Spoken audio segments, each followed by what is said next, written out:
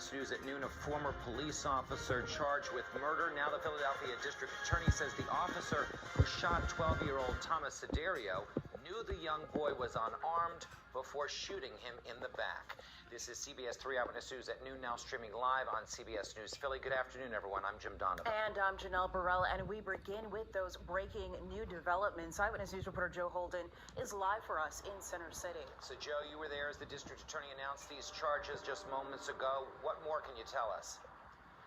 Well, Jim and Janelle, good afternoon to you. Of course, this just happening, ending this news conference within the last 10 minutes. It is a 17-page grand jury presentment. We're going to walk you through some of the details. As you've already heard, some of the details of this alleged crime are staggering. The district attorney's office characterizing the elements of the alleged crime as disturbing. Here is what we know. Thomas T.J. Siderio, a 12-year-old boy who had been riding his bike in early March, was said to have been killed by a fatal shot to the back, killing him within 90 seconds of having been struck. The grand jury presentment shows Officer Edsal Mendoza chased Siderio at 17th and Barbara Streets in South Philadelphia. He had fired at least 3 shots, according to the grand jury. The third one was the lethal shot. So how does this all begin? The investigation shows 4 undercover officers were parked in an unmarked car in the area of 18th and Barbara, investigating a teen seen with a firearm on social media. That teen was not T.J. Siderio, but another young man whom he was with. Now, the grand jury finds 12-year-old Thomas Siderio first fired a gun into that unmarked unit. 1 officer was struck by glass. That prompted 3 of the 4 police officers, who again were undercover, to exit the vehicle and begin tactical maneuvers that have been criticized as departmental policy violations. It concludes that Officer Mendoza, who has since been fired from the force, runs onto the sidewalk, the grand jury shows, without slowing or reassessing, finding Siderio unarmed and not fleeing, and fires that shot into Thomas Siderio's back from within 10 feet.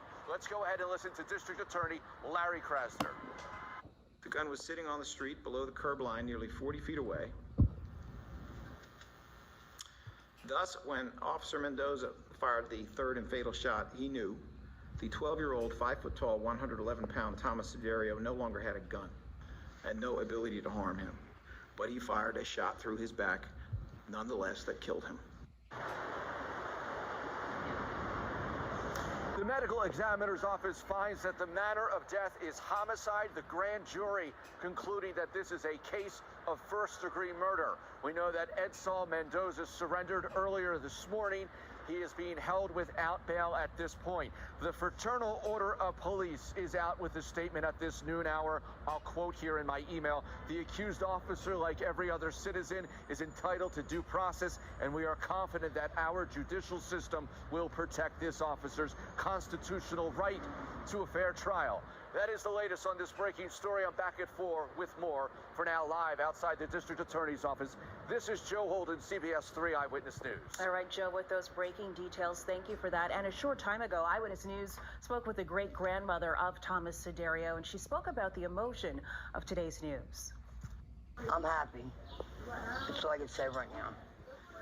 It was so heartbroken. I can't sleep. None of us can sleep. It's horrible. And we will continue